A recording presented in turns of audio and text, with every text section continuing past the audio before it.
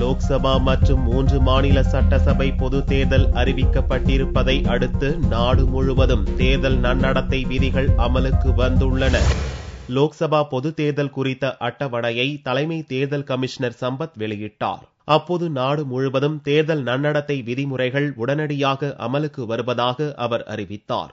With our announcement of the schedule today, Model Code of Conduct shall come into force with immediate effect.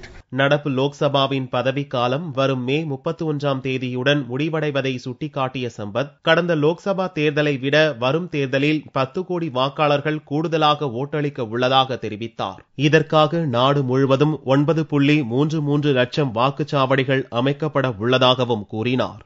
முதலாக நடந்த லோக்சபா தேர்தலில் 17.6 கோடி பேர் மட்டுமே வாக்காளர்களாக தகுதி பெற்றிருந்த நிலையில் வரும் தேர்தலில் நாடு முழுவதும் 81.4 கோடி பேர் வாக்காளர் பட்டியலில் இடம்பெற்றுள்ளதாகவும் சம்பத் கூறினார்.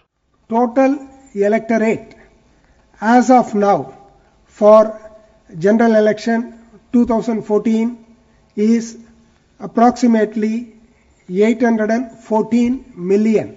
That is 81.4 crores, which is about 10 crores more than the last parliament election.